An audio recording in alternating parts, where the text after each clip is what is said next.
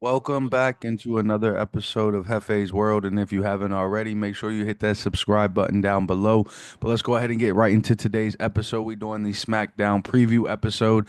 Up first, we're going to talk about the tag team action that's going on tonight. Last week, we saw Pretty Deadly beat DIY to gain a tag team title opportunity. And tonight, we will see the official match between DIY and Pretty Deadly. I am more than positive and I want to say 99% sure that this match will have the likes of most likely Los Garza, the Street Profits, and possibly even Motor City Machine Gun all making their way down to the ring at some point to interfere in this match. This match will not end cleanly. I granted DIY would win this match, obviously, cleanly and reclaim the titles, but I believe this is starting the build towards Mania and the build towards all these tag teams facing each other at Mania for the WWE Tag Team Championship. So I'm not sure exactly who will possibly come out first. If I want to make a prediction, I may say the Street Profits just because we haven't seen them in a little while, and it's a good way to get them back on television and continue their heel run. But also Los Garzas, like I said, and Motor City Machine Guns. I plan for all of them to make their way down to the ring at some point during this match. I do believe, though, they will give us some good action, obviously, in the beginning because these two tag teams are great. They are excellent workers. DIY, if you watch them back in NXT, same with Pretty Deadly. These guys put on one hell of matches. So I can't wait to at least see the beginning of this. But I do expect this to end in some type of disqualification. The tag team title staying with DIY on the way to WrestleMania. Also announced for this SmackDown's episode, we have Jimmy Uso taking on Drew McIntyre after a little backstage action last week from Drew and Jimmy. So I'm going to say that Drew will most likely end up winning this match, just because it seems like they are trying to elevate Drew right now. Drew doesn't typically lose his singles matches. I feel like Drew loses more of multi-man matches in a way to per se protect him. It seems as though. As for Jimmy, this is an unfortunate spot for him to be in, but I do believe that he will unfortunately take this loss on his way to WrestleMania, and hopefully we get to see some type of elevation for him towards WrestleMania. I'm hoping he gets inserted into the United States Championship picture. Um, so we'll see. And speaking of the United States Championship picture, nothing's been confirmed as of right now, as of my recording. But what is next for Shinsuke? Last week we saw the Miz and LA Knight going back and forth. So I'm curious to see if we can get more people involved for a match towards WrestleMania, or if it'll just be a triple threat match, or what we get here with the United States Championship. But I would love to see Jimmy Uso inserted into that picture and possibly win that title at Mania, so that him and his brother can celebrate championship victories together on the grandest stage of them all. That would be amazing. But also announced for this week's episode is Cody Rhodes, Damian Priest, Braun Strowman versus Jacob Fatu, Tama Tonga, and the returning Solo Sikoa. I expect Cody, Damian, and Braun to win this match. I expect that Jacob and Solo, there will be shown a lot more tension, with possibly even Jacob and Tama leaving Solo to his demise here, leading to a WrestleMania match between Solo and Jacob, possibly. Um, there's definitely tension between Jacob and Solo, and you can see it. You saw it last week in the backstage promo, and Tom is going to follow whatever Jacob does at this point.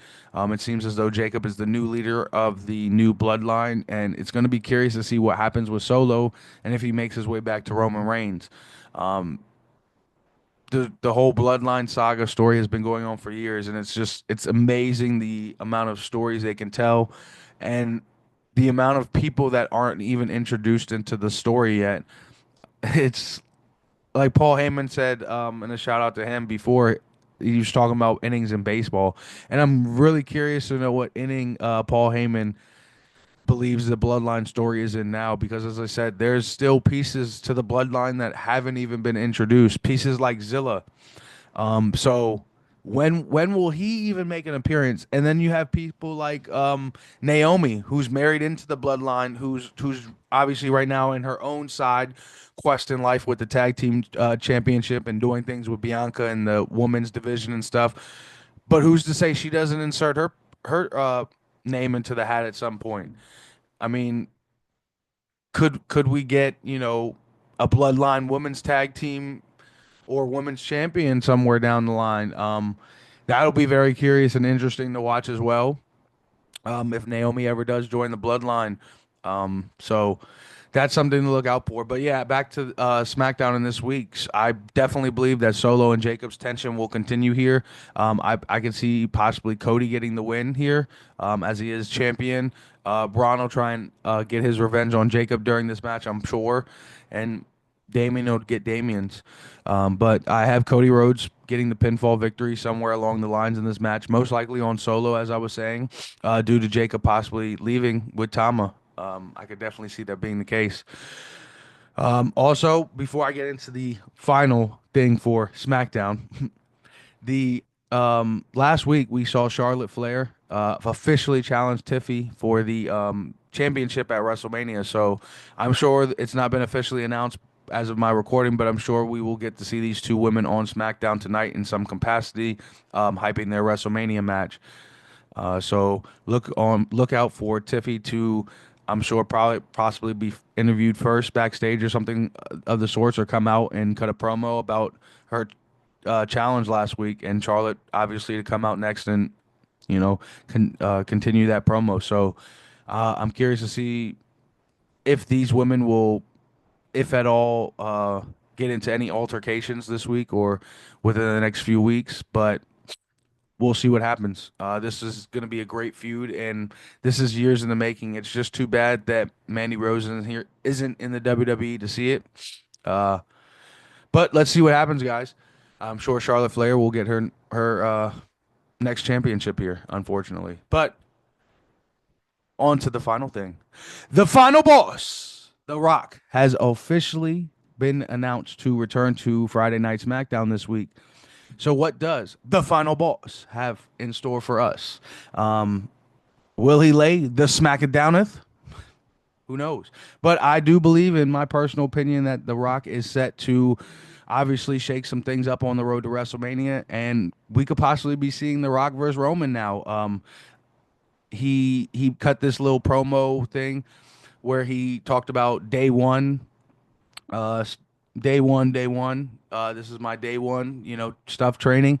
So, with all that, obviously there's alliance to Roman Reigns there with the whole day one, and Jimmy and Jey Uso and all that stuff. So, I believe signs are pointing toward The Rock possibly fighting Roman Reigns, possibly for that Ulafala, possibly for the head of the table.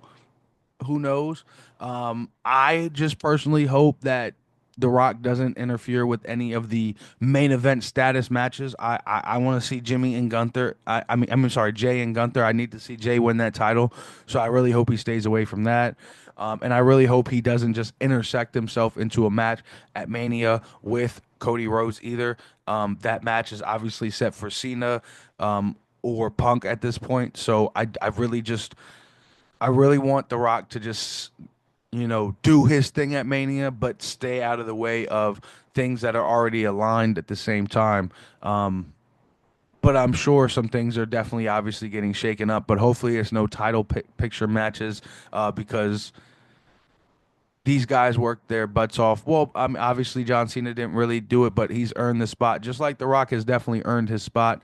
But this is Cena's farewell tour, so we got to give Cena his flowers. Hopefully, The Rock doesn't intersect himself in anything at this point in time besides a match with Roman Reigns, or possibly, some bigger action with the Bloodline, possibly like, a multi-tag match or something of the sorts. That would be great.